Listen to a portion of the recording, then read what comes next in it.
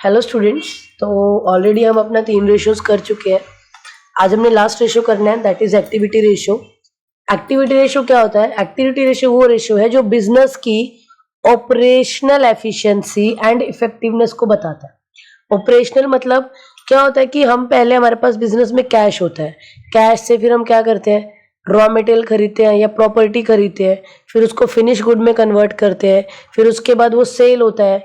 Cell में या तो वो कैश सेल होगा, कैश सेल होगा तो डायरेक्ट इधर चला जाएगा, या फिर क्रेडिट सेल जिससे डेटर क्रिएट होंगे, फिर उनमें से कुछ डेटर डायरेक्ट पेमेंट कर देंगे और कुछ बिल्स रिसीवेबल बनेंगे और उसके बाद पेमेंट करेंगे। यानी ये जो हमारा पूरा ऑपरेटिंग साइकिल है, ये कितना एफिशिएंटली एंड इफेक्टिवली काम कर रहा है, इसका हमें एक्टिविटी रेशियो से पता लगता है। Stakeholders can gain valuable insight into a company's performance. Stakeholders कौन है?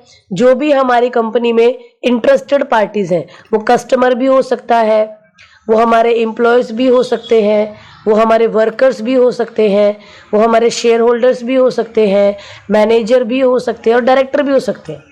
स्टेक होल्डर का मतलब वो है जिसका कोई एक पर्सनल स्टेक हो, कंपनी के अंदर इंटरेस्ट हो।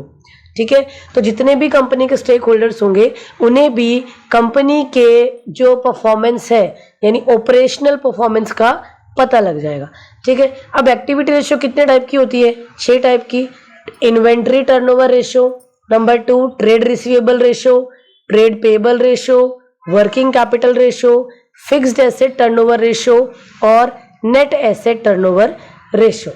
इन्वेंट्री टर्नओवर रेशियो हमें ये बताएगा कि हमारी कंपनी का जो इन्वेंट्री है, इन्वेंट्री मतलब स्टॉक, वो कितनी जल्दी सेल्स में कन्वर्ट हो जाता है। ट्रेड रिसीवेबल रेशियो हमें बताएगा डेटर्स का रिकवरी कितना स्पीड में है, ट्रेड पेबल की हम कितना जल्दी पेमेंट कर पा रहे हैं। वर्किंग कैपिटल रेशियो बताएगा करंट एसेट और करंट लायबिलिटी का क्या एफिशिएंसी है। फिक्स एसेट टर्नओवर रेशियो बताएगा कि कंपनी का फिक्स एसेट किस प्रोपोर्शन में है।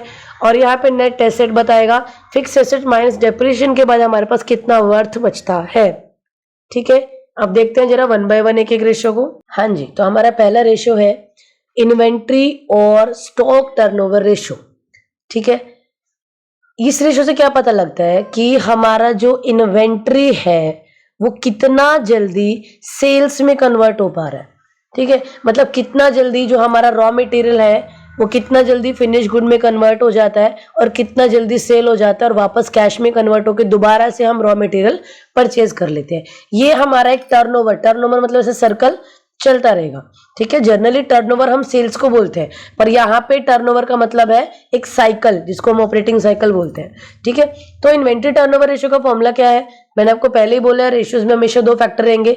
अब हमें यहाँ पता लग गया कि हमारा एक फैक्टर तो रहेगा इन्वेंट्री, एक फैक्टर तो स्टॉक होगा, पर दूसरा फैक्टर क्या होगा? अब दूसरा फैक्टर क्या रहेगा हमारा? हमने कंपेयर किसके साथ में करना है? सेल्स के, तो मैंने यहाँ पे लिख दिया सेल्स। ठीक है, लेकिन क्या ये फॉर्मूला सही है? क्योंकि इन्वेंट्री भी 2 टाइप की होती है, एक होता है हमारे पास ओपनिंग स्टॉक और दूसरा होता है हमारे पास क्लोजिंग स्टॉक। तो यहाँ पे कौन सा स्टॉक लेना है, इसका प्रॉब्लम आएगा। ठीक है, और दूसरी बात, दूसरा फैक्टर क्या है हमारे पास है कि जो हमारा स्टॉक होता है वो हमेशा कॉस्ट पे रिकॉर्ड होता है। स्टॉक हमेशा कॉस्ट पे रिकॉर्ड होता है, यानी उसी वैल्यू पे रिकॉर्ड होता है जिस वैल्यू पे हमने वो स्टॉक को परचेज किया था। लेकिन क्या सेल्स कॉस्ट पे होता है? नहीं, सेल्स में तो कॉस्ट भी होगा प्लस प्रॉफिट मार्जिन भी होगा। तो क्या ये सेल्स अपॉन इन्वेंट्री ये फॉर्मूला सही है? बिल्कुल भी नहीं, क्योंकि यहाँ पे तो जो इनके बेस है वो भी कॉमन नहीं है। इधर कॉस्ट को ले रहे हैं और इधर कॉस्ट प्लस प्रॉफिट को, बेस ही कॉमन नहीं है, तो आंसर मैच नहीं हो सकता। तो सबसे पहले तो इन्वेंट्री, 2 इन्वेंट्री थी, कौन सा इन्वेंट्री लेना है? दोनों को ही हमने ले लेना है और हमने यहाँ पे क्या कैलकुलेट कर लेना है? एक एवरेज। यानी हमने क्या करना है, ओपनिंग और क्लोजिंग दोनों ही स्टॉक्स का एवरेज लेना है ताकि हमारा ओपनिंग और क्लोजिंग दोनों का वेटेज इसमें इंक्लूड हो जाए। ठीक है, और अब न्यूमरेटर में क्या आएगा? क्योंकि यहाँ पे ये दोनों फैक्टर कॉस्ट थे तो यहाँ भी हमें इसका कॉस्ट ही लेना है, प्रॉफिट को नहीं लेना। यानी न्यूमरेटर क्या होगा? कॉस्ट ऑफ गुड्स सोल्ड, जितनी गुड्स बेची हैं उनका जो कॉस्ट होगा वो हमारा न्यूमरेटर रहेगा, या फिर जिसका दूसरा नाम क्या है? Cost of revenue from operations. Revenue from operation क्या होता है? सेल ही होता है ना। Cost of revenue from operations. ये आपका इन्वेंट्री टर्नओवर रेशियो का फॉर्मूला है। ठीक है, याद हो जाएगा, मैंने न्यूमिनेटर का रीजन भी बता दिया और डेनोमिनेटर का भी। ठीक है, अब ये रेशियो क्या बताता है हमें? हाई रेशियो सजेस्ट दैट कि जो आपका इन्वेंट्री है वो इफेक्टिवली मैनेज हुआ है, यानी कि जब आपका जो स्टॉक फिनिश गुड में कन्वर्ट होता है वो इमीडिएटली सेल हो जाता है, यानी आपका जो सेल है वो बहुत जल्दी हो रहा है, आपका पैसा इन्वेंट्री में ब्लॉक होके नहीं रह जाता, वो इमीडिएटली कन्वर्ट हो जाता है इनटू सेल्स। ठीक है, समझ में आया फर्स्ट रेशियो। अगला रेशियो देखते हैं। अब हमारा सेकंड फॉर्मूला है trade receivable turnover ratio. Trade receivable कौन होते हैं? हमारे डेटर्स जिनसे हमें पैसा लेना है, या हमारे बिल्स रिसीवेबल्स। ठीक है, तो हमें इतना तो पता लग गया कि एक तो हमारा फैक्टर होगा रिसीवेबल्स का, एक तो हमारा रहेगा फैक्टर ट्रेड रिसीवेबल्स का, और दूसरा फैक्टर क्या होगा? अब नॉर्मल है, रिसीवेबल कब जनरेट हुए? डेटर कब जनरेट हुए थे? जब हमने सेल किया था। बिल्स रिसीवेबल कब जनरेट हुए? वही डेटर्स ही थे जो बिल रिसीवेबल में कन्वर्ट हुए, यानी अगेन वो भी सेल से हुए। पर क्या ये कैश सेल था, टोटल सेल था, या क्रेडिट सेल था? ये क्रेडिट सेल था। जितना ज्यादा हमारा नेट क्रेडिट सेल होता है, यानी जितना ज्यादा क्रेडिट सेल होगा उतने डेटर क्रिएट होंगे, यानी उतने ही ट्रेड रिसीवेबल क्रिएट होंगे। अब क्रेडिट सेल भी कौन सा, ग्रॉस या नेट? ग्रॉस में क्या होता है? ग्रॉस सेल में जो सेल्स रिटर्न है, सेल्स रिटर्न वो भी इंक्लूडेड होता है, और नेट सेल में हम सेल्स रिटर्न को इंक्लूड नहीं करते। तो हमें कौन सा सेल्स लेना है? हमें तो नेट सेल्स लेना है, क्योंकि अगर किसी ने हमें जो हमने सामान बेचा था वो वापस ही कर दिया है तो वो तो हमारा रिसीवेबल रह ही नहीं गया ना। ठीक है, तो ट्रेड रिसीवेबल जो रेशो है उसमें न्यूमिनेटर होता है नेट क्रेडिट सेल और डेनोमिनेटर होता है ट्रेड रिसीवेबल्स। बट यहाँ पे भी प्रॉब्लम है, रिसीवेबल भी तो दो टाइप के होते हैं, ओपनिंग डेटर भी होते हैं, ओपनिंग बिल्स रिसीवेबल भी होते हैं, क्लोजिंग डेटर भी होते हैं, क्लोजिंग बिल्स रिसीवेबल भी होते हैं। ठीक है, तो यहाँ भी क्या करेंगे? वही यहाँ पे भी हम क्या ले लेंगे? एवरेज ले लेंगे। आपको एवरेज निकालना आता है ना? एवरेज कैसे निकलता है? किसी भी चीज का अगर एवरेज लेना है, ओपनिंग फैक्टर ले लो प्लस क्लोजिंग फैक्टर ले लो डिवाइड बाय 2। अभी इन्वेंट्री टर्नओवर रेशियो में हमने एवरेज स्टॉक पढ़ा था, एवरेज स्टॉक या एवरेज इन्वेंट्री, वो कैसे निकाला था? Opening stock plus closing stock divide by 2। यहाँ पे एवरेज ट्रेड रिसीवेबल निकालना है, opening bills receivable and BR। ये मैं लिख देती हूँ एक बार, ये देखो जरा, एवरेज कैसे निकलेगा? Average trade receivable opening debtor and opening BR plus closing debtor and closing BR divide by 2। ठीक है, तो आपका ट्रेड रिसीवेबल का फॉर्मूला क्या हो गया? Net credit cell upon average trade receivable. Net हमने क्यों लिया? क्योंकि ग्रॉस के अंदर सेल्स रिटर्न इंक्लूडेड होता है, और अगर किसी ने हमें सामान वापस ही कर दिया तो वो पर्सन हमारा डेटर नहीं रह गया। ठीक है, इसलिए हम ग्रॉस क्रेडिट सेल नहीं ले सकते, हमें यहाँ पे नेट क्रेडिट सेल ही लेना पड़ेगा। नेट क्रेडिट सेल मतलब सेल्स माइनस सेल्स रिटर्न, और कौन सा sale? Credit sale. Credit sale minus sales return is equals to net credit sale, और average trade receivable opening plus closing divide by 2। ठीक है, अब ये रेशियो से हमें क्या पता लगता है? अगर ये रेशियो हाई है इसका मतलब हमें बहुत जल्दी डेटर्स से पेमेंट रिसीव हो जाता है, यानी हमारे जो डेटर्स है वो बहुत जल्दी पेमेंट कर देते हैं, हमें क्रेडिट रिस्क बहुत कम है। ठीक है, लेकिन अगर ये रेशियो लो रहता है इसका मतलब नो रिसिप्ट्स ऑफ पेमेंट, यानी कि कोई पेमेंट नहीं मिल रहा, नो रिसिप्ट्स ऑफ पेमेंट्स, यानी हमारा पैसा क्या बन रहा है? बैड डेट्स बन रहा है। ठीक है, ये रेशियो हाई रहेगा तो पैसा जल्दी रिकवर हो रहा है, और अगर ये रेशियो लो है तो हमारा पैसा बैड डेट्स में कन्वर्ट हो रहा है। ठीक है, अब अगला रेशियो देखो। अब अगला रेशियो है trade payable turnover ratio. Trade payable मतलब हमारे जो क्रेडिटर्स हैं और जो बिल्स पेबल है हम उन्हें कितना जल्दी पेमेंट कर पा रहे हैं। ठीक है, तो इस रेशियो में भी क्या रहेगा? एक तो हमें पता लग गया ट्रेड पेबल रहने वाला है। ठीक है, एक फैक्टर तो रहेगा ट्रेड पेबल। पेबल जनरेट कब होते हैं? जब हमने कोई सामान क्रेडिट में परचेज किया था, हमने उधार में कोई सामान खरीदा था, तभी तो क्रेडिटर क्रिएट हुए, तभी तो बिल्स पेबल क्रिएट हुए ना। तो न्यूमिनेटर कौन रहेगा? Credit purchase. ठीक है, ये फॉर्मूला बिल्कुल रिसीवेबल जैसा है, बस वहां पे सेल लिख रहे थे और डेटर्स लिख रहे थे, यहाँ पे परचेज लिख रहे हैं और क्रेडिटर्स लिख रहे हैं। ठीक है, अब यहाँ पे भी अगेन प्रॉब्लम आ गया। प्रॉब्लम क्या है कि ट्रेड पेबल भी कितने होते हैं, 2, ओपनिंग एंड क्लोजिंग। ठीक है, तो अब यहाँ पे भी क्या करेंगे, अगेन एवरेज ट्रेड पेबल लेंगे और यहाँ न्यूमरेटर में हमने देखा क्रेडिट परचेज, पर अगेन ग्रॉस क्रेडिट परचेज लेना है या नेट लेना है, यहाँ भी हमें नेट लेना है, क्योंकि अगर कोई हमने परचेज सामान किया तो और वो रिटर्न कर दिया तो अब उस सामने वाले पर्सन को हमें पेमेंट नहीं करना है ना। ठीक है, तो यहाँ पे भी क्या होगा, net credit purchase. Net credit purchase कैसे निकलेगा, जब हम ग्रॉस में से यानी ग्रॉस परचेज में से हमने परचेज रिटर्न माइनस कर दिया तो हमें नेट क्रेडिट परचेज मिल जाएगा। और एवरेज ट्रेड पेबल कैसे मिलेगा, opening creditor plus BP and closing creditor plus BP divide by 2। ठीक है, क्लियर है, पता लगा न्यूमरेटर में ये क्यों आया और डेनोमिनेटर में ये क्यों। इसका फॉर्मूला क्या है, net credit purchase divide by average trade payable. अब इसका कंक्लूजन क्या है, अगर ये रेशो हाई होता है इसका मतलब हम टाइम पे पेमेंट कर पा रहे हैं, और अगर ये रेशो लो रहता है इसका मतलब हम टाइम पे पेमेंट नहीं कर पा रहे हैं। ठीक है, यानी हमारा लिक्विडिटी कैसा है, खराब है। अगर ये रेशो हाई रहता है तो हमारा कैश स्ट्रॉन्ग कैश फ्लो है, यानी पैसा बहुत जल्दी आता है, इसीलिए हम टाइम पे पेमेंट कर पा रहे हैं। सप्लायर्स के साथ भी हमारे रिलेशनशिप कैसे अच्छे हैं। लेकिन अगर ये रेशो लो रहेगा तो कैश फ्लो भी क्या है, वीक, या फिर जिसको हम बोल सकते हैं कि लो, और सप्लायर्स के साथ भी हमारे रिलेशन कैसे होंगे, खराब होंगे, वो आगे से हमें सप्लाई करेगा ही नहीं सामान का। ठीक है, चलो अगला रेशो देखते हैं। हाँ जी, नेक्स्ट है working capital turnover ratio. Working capital turnover ratio हमें ये बताता है कि जो पैसा हमने करंट एसेट में लगाया है या जो हमने अपने ऊपर करंट लायबिलिटी क्रिएट किया उससे कितना सेल जनरेट हुआ है। यानी जो पैसा हम अपने करंट एसेट में लगा रहे हैं, यानी जो डेटर है, क्रेडिटर है, कैश है, इन्वेंट्री है, ये सब में जो पैसा लगाया हुआ है इससे हमें कितना सेल्स जनरेट हो रहा है।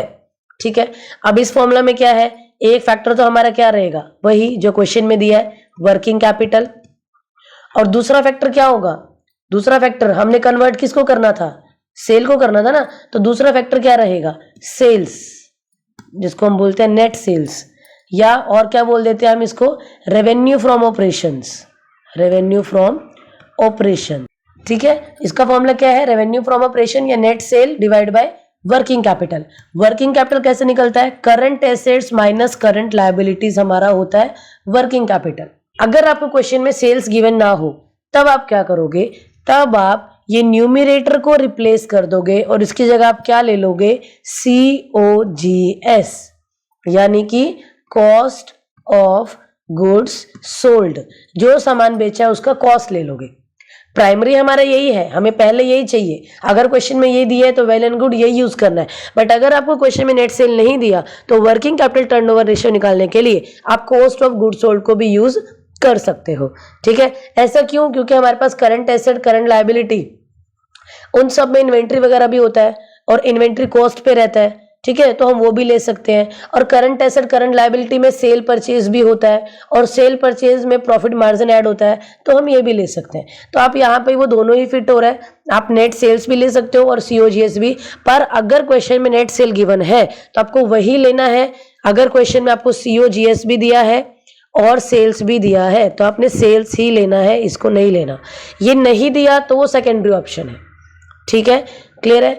एक higher working capital turnover ratio हमें क्या शो करता है कि जो हमारा वर्किंग कैपिटल है उसका बहुत अच्छा यूज हो रहा है, यानी हमें मैक्सिमम आउटपुट मिल रहा है, मैक्सिमम आउटपुट मिल रहा है। और अगर ये रेशियो लो है इसका मतलब हमें बहुत कम आउटपुट मिल रहा है और हमारे जो रिसोर्सेज हैं वो क्या हो रहे हैं, वेस्ट हो रहे हैं। ठीक है, हमारा वर्किंग कैपिटल वेस्ट हो रहा है। क्लियर है, चलो अगला रेशियो देखते हैं। हाँ जी, हमारा नेक्स्ट रेशियो है fixed asset turnover ratio. Fixed asset turnover ratio में क्या बताता है कि जो हमारी फिक्स्ड एसेट्स हैं वो सेल्स में कितना कंट्रीब्यूशन दे रही है। फिक्स्ड एसेट्स मतलब जो मशीन है वो कितना एफिशिएंटली काम कर रही है, जो बिल्डिंग है उसका कितना अच्छा यूज हो रहा है, वेयर हाउस का कितना अच्छा यूज हो रहा है। यानी कि ये जो खर्चे हमने फिक्स फैक्टर पे किए हुए हैं ये सेल्स को कितना ज्यादा सपोर्ट कर रहे हैं। ठीक है, तो इसका भी एक फैक्टर तो क्या रहेगा, net fix assets, net fixed assets. ठीक है, नेट क्यों लिया हमने, क्योंकि हमें फिक्स एसेट्स में से डेप्रिसिएशन माइनस करना होता है, तभी तो पता लगेगा ना कि एक्चुअल वैल्यू कितना था एसेट्स का। और दूसरा फैक्टर क्या है, कंपैरिजन किसके साथ करना है, सेल्स के। तो दूसरा फैक्टर है हमारा सेल्स, जिसको हम हर जगह क्या ले रहे हैं, नेट सेल्स, यानी रेवेन्यू फ्रॉम ऑपरेशंस। ठीक है, ये रेशो हमें क्या बताता है कि जो हमारा फिक्स एसेट्स है सेल्स में उसका कितना कंट्रीब्यूशन है, फिक्स एसेट सेल को कितना सपोर्ट कर रहे हैं। ठीक है, अगर ये रेशो हाई रहता है तो ये क्या सजेस्ट करता है कि हमारा जो फिक्स एसेट्स है उसका एफिशिएंट यूज हो रहा है, और अगर ये रेशो लो रहता है तो इसका मतलब फिक्स एसेट्स क्या हो रही है, वेस्ट हो रही है। ठीक है, चलो इसके बाद नेक्स्ट रेशो है net asset turnover ratio. Net asset turnover ratio भी क्या बताता है कि हमारा जो नेट एसेट है, नेट एसेट मतलब जिसको हम दूसरे लैंग्वेज में बोलते हैं कैपिटल एम्प्लॉयड, यानी कि हमारी current asset plus fix assets, ये टोटल सेल्स में यानी सेल्स में इनका क्या कंट्रीब्यूशन रहेगा। अब इसका फॉर्मूला कैसे बनेगा, फर्स्ट फैक्टर तो क्या रहेगा हमारा नेट एसेट, या जिसका दूसरा नाम क्या है कैपिटल एम्प्लॉयड, और न्यूमरेटर क्या रहेगा sales, that means revenue from operations. ठीक है, नेट एसेट हमारा कैसे निकलता है, या तो हम टोटल एसेट्स में से करंट लायबिलिटी माइनस कर दें, करंट लायबिलिटी माइनस कर दे, या फिर current assets plus fixed assets का टोटल कर ले। ठीक है, दोनों ही तरीके से आपका नेट एसेट निकल जाएगा। या दूसरा एक और भी तरीका है कि हम लायबिलिटी साइड से share holder fund plus debenture यानी ओनर्स फंड और बोरोड फंड का टोटल कर ले तो भी हमें ये वैल्यू मिल जाएगा। ठीक है, ये रेशो हमें क्या बताता है कि सेल्स के अंदर नेट एसेट का या कैपिटल एम्प्लॉयड का कितना कंट्रीब्यूशन है। अगर ये रेशो हाई है इसका मतलब नेट एसेट्स का प्रॉपर यूज हो रहा है, और अगर ये रेशो लो है इसका मतलब हमारी एसेट्स भी वेस्ट हो रही हैं, हमारा जो फंड है वो वेस्ट हो रहा है और हमारे रिसोर्सेज भी वेस्ट हो रहे हैं। ठीक है, अब एक बार ये सारे के सारे रेशोज का क्रक्स देखो, सबका एक साथ में कंपैरिजन देखते हैं जरा। हाँ जी, एक बार क्विक रिवीजन देखो जरा। फर्स्ट रेशो है इन्वेंट्री टर्नओवर रेशो। ठीक है, ये रेशो टाइम्स में निकलता है, इसका फॉर्मूला होता है COGS upon average inventory. Average inventory हम कैसे निकालते हैं, opening inventory plus closing inventory divide by 2। ठीक है, सेकेंड रेशो होता है trade receivable turnover ratio, net credit cell upon average receivable. Average receivable कैसे निकलता है, opening BR and debtor plus closing BR and debtor divide by 2। ठीक है, और नेट क्रेडिट सेल कैसे निकलता है, ग्रॉस माइनस सेल्स रिटर्न, ये भी टाइम्स में निकलता है। ठीक है, उसके बाद trade payable ratio, net credit purchase upon average payable. Average payable कैसे निकलेगा, opening creditor and BP plus closing creditor and BP divide by 2। ठीक है, वर्किंग कैपिटल टर्नओवर रेशो भी टाइम्स में निकलता है, इसका फॉर्मूला होता है COGS या सेल्स। प्रेफरेंस आपका रहता है सेल्स को, अगर क्वेश्चन में सेल्स नहीं दिया तो ही आपने as a secondary option COGS को यूज करना है, and divide by working capital. Working capital कैसे निकलता है, current asset minus current liability. इसके बाद है फिक्स एसेट टर्नओवर रेशो, ये भी टाइम्स में निकलता है। Fix asset turnover ratio sales upon net fix assets, ये रेशो हमें बताता है कि फिक्स एसेट्स का सेल्स में क्या कंट्रीब्यूशन है। ठीक है, then net asset turnover ratio, ये भी टाइम्स में निकलता है, ये हमें ये बताता है कि नेट एसेट का सेल्स में क्या कंट्रीब्यूशन है, that is sales upon net asset. ठीक है, अब हमने ये रिवाइज कर लिया, लेकिन यहाँ पे दो चीजें और हैं। सबसे पहले क्या है कि जो ये ट्रेड रिसीवेबल रेशो है ये हमने क्यों कैलकुलेट किया, ताकि हमें ये पता लगे कि हमें कितने दिन के अंदर रिकवरी हो जाता है, यानी कितने दिन में हमें पेमेंट मिल जाता है। ट्रेड पेबल रेशो क्यों कैलकुलेट किया, ताकि ये पता लग जाए कि कितने दिन में हम पेमेंट कर पाते हैं। ठीक है, यानी कि ये दो रेशो के साथ में दो रेशो और हैं, वो देखो जरा एक बार। हाँ जी, ट्रेड रिसीवेबल रेशो क्यों यूज करते हैं हम, ताकि हमें एवरेज कलेक्शन पीरियड मिल जाए, हमें ये पता लग जाए कि जो हमारा डेटर है वो कितना जल्दी पेमेंट कर देगा, कितना प्रॉम्प्ट पेमेंट हमें रिसीव हो जाएगा। और जो हमारा ट्रेड पेबल रेशियो है वो हमें क्या बताता है, वो हमें ये बताता है कि हम कितना जल्दी पे कर पाएंगे, हम कितना इमीडिएट पेमेंट कर पा सकते हैं। ठीक है, अब देखो ये दो फॉर्म में होता है, डेज में, मंथ में। अगर डेज में है तो 365 या लीप ईयर के केस में 366 divide by trade receivable ratio. यानी अगर आपका वैल्यू यहाँ पे आया है 4 टाइम्स तो 366 डिवाइड बाय 4। अगर आंसर आपका आया है 2 टाइम्स, क्योंकि ये वाला जो हमारा रेशियो रहता है टाइम्स में निकलता है ना, ठीक है, तो divide by 2। Same in the case of month, 12 divide by ratio. अगर यहाँ पे दिया है 12 और रेशियो आया हमारा 4, यानी कितने महीने में पेमेंट मिलेगा, 3 महीने में। इधर हमने मंथ्स लिए 12 और हमारा रेशियो आया है 6, तो इसका मतलब हमें 2 महीने के बाद पेमेंट मिल जाएगा। ठीक है, ये हमारा कलेक्शन पीरियड होता है। फिर पेमेंट पीरियड के बारे में भी हम यही करेंगे, 365 divide by trade payable ratio in case of days. यहाँ पे पता लगता है हम कितने दिन में पेमेंट कर पाएंगे। अगेन लीप ईयर के केस में यहाँ पे 366 होगा। ठीक है, मंथ्स में भी सेम है, 12 divide by trade payable ratio. ठीक है, अगर यहाँ पे दिया पेबल रेशियो मान लो हमारा 6 आया, यानी हमें 2 महीने के बाद हम पेमेंट कर देंगे, यानी हमारे पास उतने डेटर्स या क्रेडिटर्स वो फंड है कि हम 2 महीने के बाद पेमेंट कर देंगे। ठीक है, कैसे निकलता है ये, purchase ratio divide by creditor होता है ना। ठीक है, उसके बाद क्या है, अगर हमें दिया है 12 डिवाइड बाय 4 तो हम 3 महीने के बाद पेमेंट करेंगे। क्लियर है, तो इस तरह से हम रेशियो कैलकुलेट करते हैं। ये आपका पूरा एक्टिविटी रेशियो का चार्ट है। ठीक है, इसका स्क्रीनशॉट ले लो या नोट्स बना लो, या जैसे आपको सही लगता है आप वैसे करो। मैंने यहाँ पे 6 के 6 रेशियो दिए हैं, उनके फॉर्मूलाज लिखे हैं, और रिसीवेबल और पेबल के आगे जो एक सब पॉइंट है वो भी मैंने यहाँ पे एक्सप्लेन कर दिया है। ओके देन, करो इसको। Thank you so much. आगे मिलते हैं नेक्स्ट वीडियो के साथ।